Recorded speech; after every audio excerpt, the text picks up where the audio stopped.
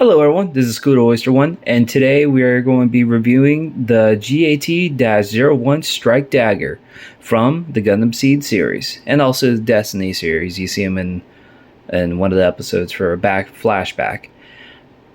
Now, in the Gundam Seed franchise, during the time when the ZAF forces took over the G weapons during the colony where Akira Yamato was stationed at.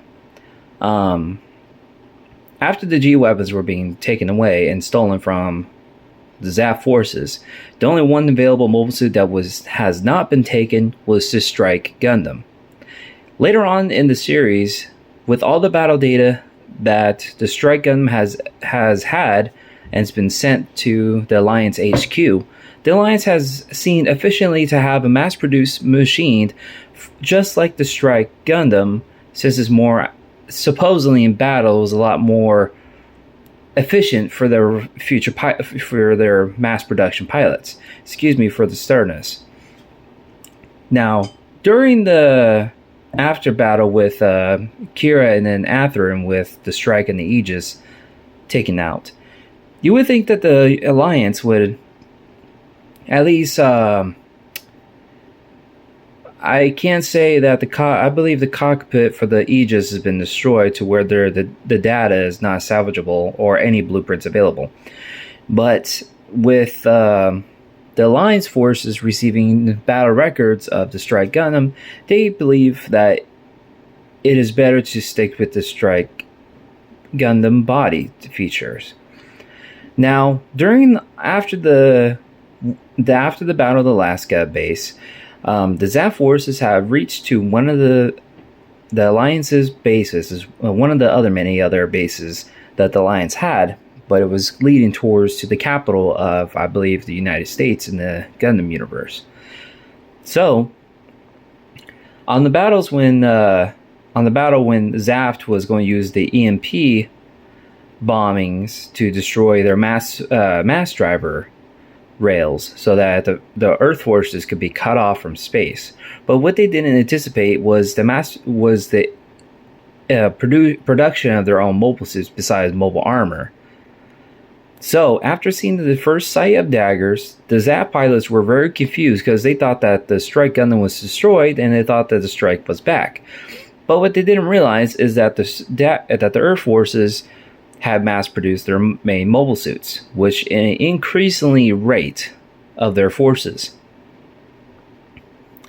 Now after that battle, unfortunately they did lose because the daggers weren't equipped for the EMP protection system. Now that's just me just talking out of my butt with that idea. But I believe it's a electrical system that keeps their mobile suits to function still, even being hit by EMP bombs, so that the machine can still operate, even though that any other surroundings in the vicinity wouldn't be able to function. After that battle, unfortunately, later on they did fix the problem for their daggers. After that, now. They did have quite a good victories with the ZAF after they're defeating ZAF for capturing another mass driver rail, but unfortunately, that the Alliance were not able to take over their Orbs mass driver rail. But the performance of these daggers are just as much as the Strike, but it is not customized to as a coordinator like with Kira. The OS system is now made to be with the naturals, so that now they don't have to worry about the mobile suits being slow, just like how the G weapons or the Stray mobile suits were so slow and that they weren't moving as precise as they wanted to. So I believe that the Alliance re-engineer the idea system that Kira used for the Strike Gundam so that they can move their daggers more efficiently at the same performance as the Strike.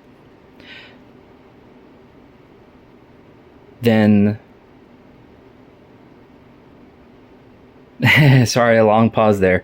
Um, the daggers have been the most efficient mobile suits in their infantry. Sorry, in their military throughout many years until they decided to remodel the daggers like the Dagger L or the Wyndham. Um, but always to me is always good to have the Strike Dagger as as a classic mobile suit because it's just really to me it's just really cool. It's just hard to it's just tongue twisting explaining why that this dagger in Gundam Seed is so dang good to me. Now, I always have this weird idea to a lot of the other Gundam shows. I'm pretty sure a lot of you know too, is that whenever you see a Gundam show, is that whether the military forces they're with, whether they're Federation, Zaft, Earth Forces, Xeon, etc. But you always see that they have the cheaper versions of them, like with Gundam, and then you got the GM from the first Gundam show, and then you got the Rizels who supposed to be the Mephis or Zeta Gundam, and then you got the Rizels, and then for the Gundam Mark II, and then you got the GM3, which is the same body type as the Gundam Mark II, and then now we have the Dagger, which is the cheaper version of the Strike Gundam, but it is a mass production unit. So it's kind of a interesting thing that the Federations or any other military factions don't make the cheaper version. I don't know if you guys watched the show called Gundam Victory.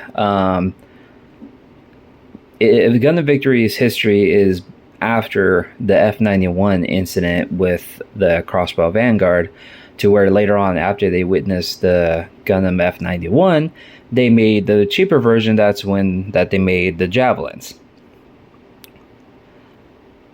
But that's how I believe it's interpreted for most Gundam shows, is that they're always going to be like a mass production unit, which is cheaper for their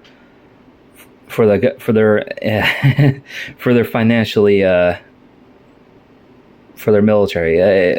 Again, my apologies for stuttering, but what I love about this model is that it brings back so much memories. Like they made a few Dagger models besides the Wyndham, and then the Dagger L. There was the Dagger 108 Dagger. It was a custom model from a natural pilot. He was in the MSV series from the manga, and I believe he showed up in a game. But his dagger was really interesting, to where it was all blue and red too. And also you get and then there's the dagger model, the Slaughter from Gundam Seed Stargazer. I do have that model. It's just in storage. Then they just haven't made a lot of Gundam Seed models for a lot lately. Lately it's just been like Universal Century models, and then some of the newer models like from Witch Mercury, which is fine. I just feel like that for Bandai to have Strike Dagger as a premium model, I feel like it's a little bit, I wouldn't say dirty, just wish that they would have made a better decision, because just make it into a regular, like a regular high grade color from the other ones.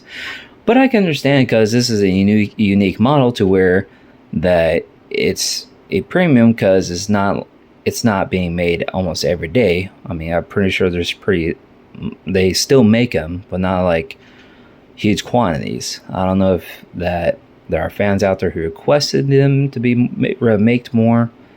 It's just difficult to explain.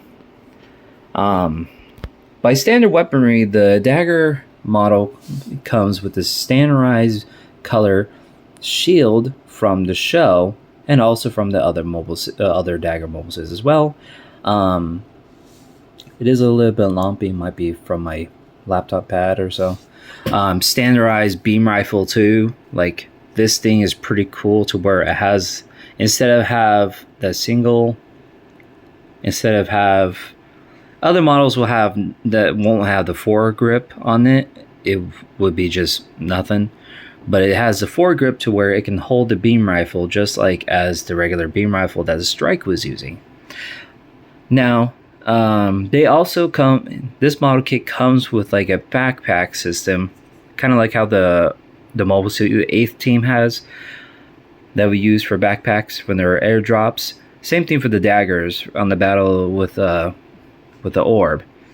And what interesting is that I thought it would be coming with one beam saber by standard, but this mobile suit comes with, this model kit, I should say, comes with 2 beam sabers, which I enjoy that very much. So that now you can make your dagger dual wield if you want to, and make some cool pictures with it.